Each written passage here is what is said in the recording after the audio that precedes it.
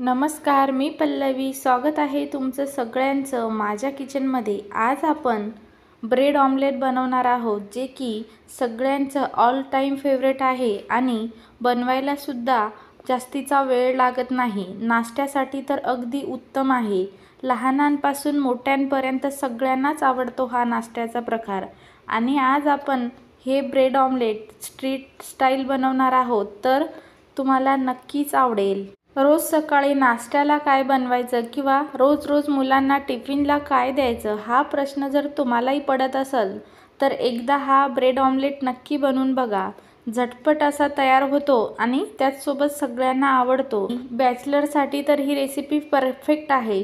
झटपट अशी तयार होते आणि चवसुद्धा जबरदस्त लागते. चला तर मग लगेच रेसिपीला सुरुवात करूया. सर्वप्रथम ब्रेड ऑमलेट बनवण्यासाठी इथे बघा मी 3 अंडी घेतलेली आहे.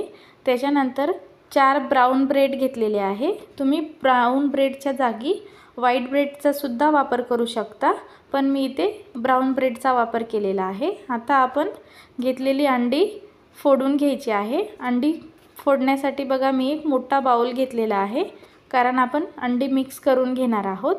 तिन्ही अंडी बघा मी फोडून घेतलेली आहे. आता याच्यात घालायचं आहे बारीक चिरलेली कोथिंबीर, चवीपुरतं मीठ घालून घ्यायचं आहे. तुम्ही याच्यात बारीक चिरलेल्या भाज्या देखील वापरू शकता. त्याच्यानंतर बघा लाल तिखट घातल्यानंतर गुठळ्या तयार होतात, तर असं काही होऊ नये म्हणून त्याच्यासाठी बघा 2-3 चम्मच पाणी घ्यायचं आणि जेवढं लाल तिखट घालायचं आहे पाण्यात मिक्स करून मग नंतर अंडीत घालायचं आहे.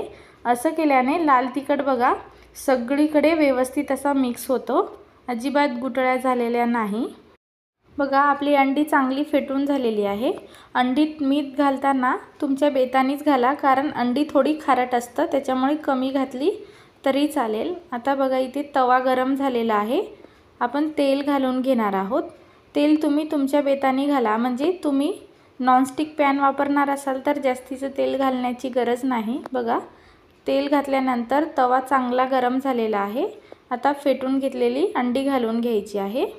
अंड्याचं मिश्रण घातल्यानंतर आपल्याला हलकंसं असं सगळं तव्यावरती पसरवून घ्यायचं आहे. बघा छान पसरून झालेलं आहे आणि किती छान दिसतोय बघा. त्याच्यानंतर ब्रेडच्या स्लाइस ठेवून घ्यायच्या आहे. 4ही ब्रेड आपण एकाच वेळी ठेवून घेणार आहोत, पण तुम्ही हे 2 बॅचेसमध्ये करून घेऊ शकता. तुमचा तवा छोटा असेल किंवा घेतलेला पॅन. तर बघा चांगलं खालून भाजल्यानंतर आता आपण हे पलटून घेणार आहोत. बघा आपण आता ब्रेड ऑमलेट पलटून घेणार आहोत. मी हाताच्या मदतीने पलटून घेतलेला आहे. तुम्ही तुमच्या सोयीनुसार पलटून घेऊ शकता, कारण हा खूप अवघड असतो.